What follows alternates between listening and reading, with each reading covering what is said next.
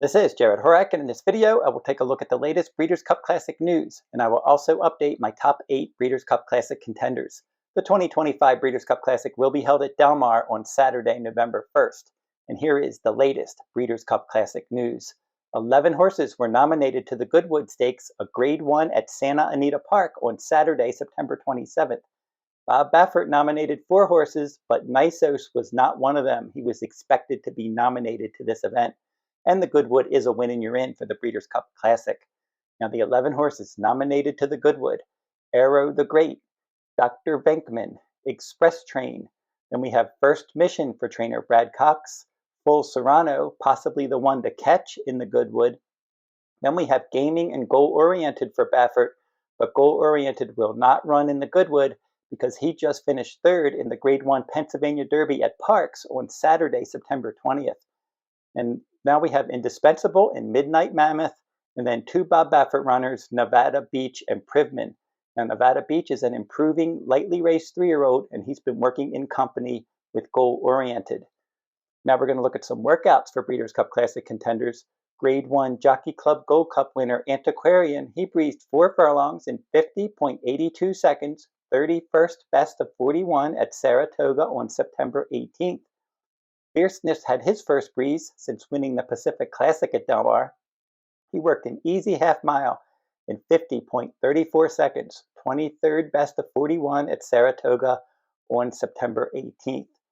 Full Serrano, I just mentioned him as a horse that was nominated to the Goodwood, and he is preparing for a start in that event. He worked 5 furlongs in a minute .20, best of 19 at Santa Anita on September 14th.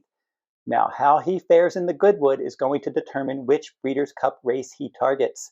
He won the Breeders' Cup Dirt Mile last year, but the Classic is also in play this year, so we'll have to see how he does in that mile and an 8th event. Journalism had his first workout since rallying to finish a clear 2nd in the Grade 1 Pacific Classic. He traveled 4 furlongs in 48.20 seconds, 29th best of 104 at Santa Anita on September 20th.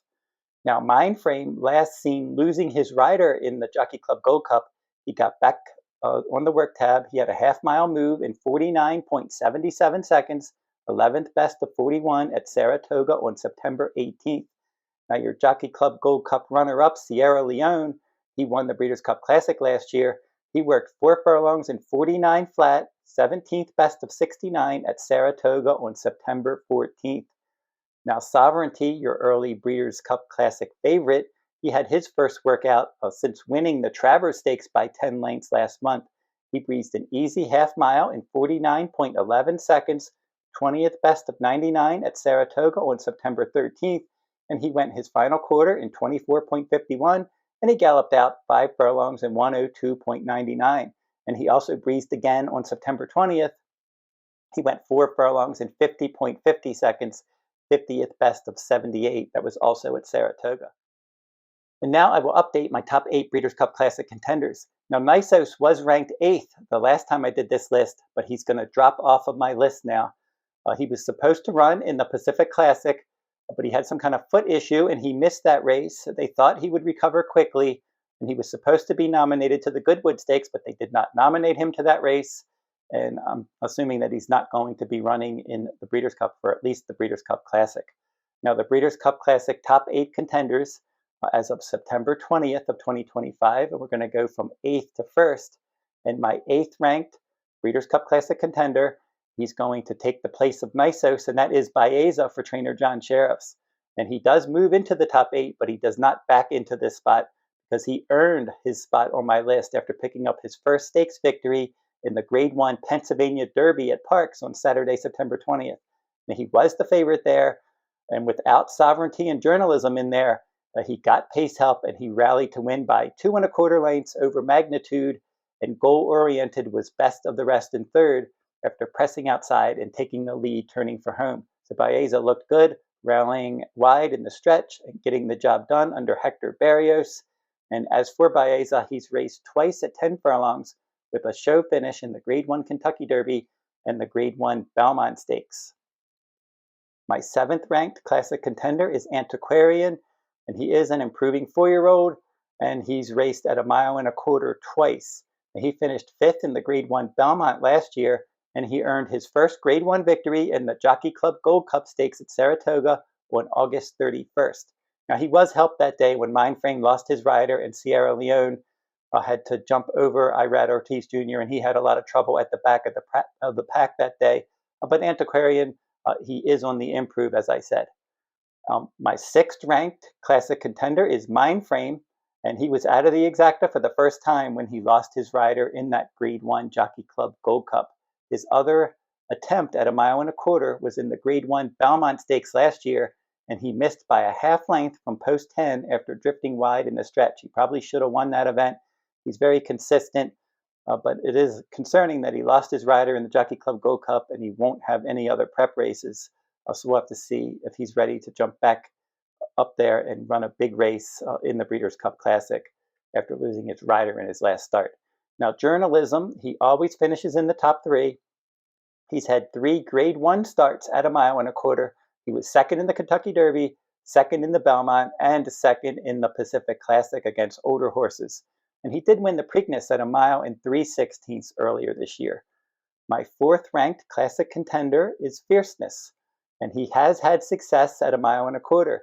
He's raced at 1.25 miles 4 times, and they were all Grade 1 races. He was 15th in the Kentucky Derby, but then all of his other races at 1.25 miles were good efforts. He won the Travers Stakes last year, and he was 2nd in the Breeders' Cup Classic at Del Mar after chasing fast fractions. So he was right up on that fast pace, and Leone ran him down. That was a good runner-up finish that day.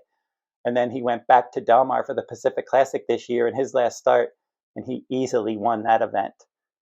My 3rd ranked classic contender is Forever Young, and he is currently training in Japan, and he is expected to run once in that country prior to shipping to Del Mar for another try in the Breeders' Cup Classic. He likes 1.25 miles. He's run 5 times at 1.25 miles, 2 wins in Japan, and a pair of show finishes in this country in the Kentucky Derby and then the Breeders' Cup Classic last year.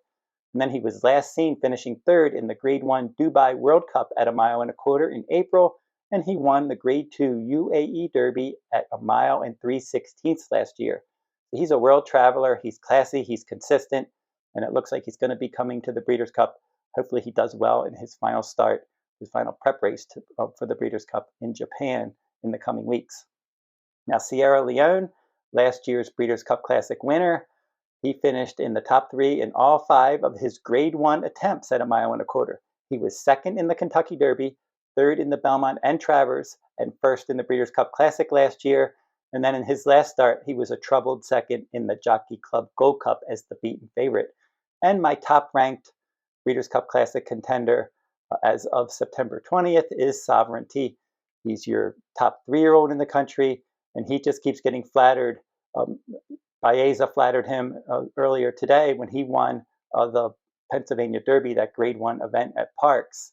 And Sovereignty had defeated Baeza in the Jim Dandy Stakes in his recently. That was Baeza's last start prior to his start today. But Sovereignty beat him that day, and he also defeated Baeza in the Kentucky Derby and the Belmont Stakes as well.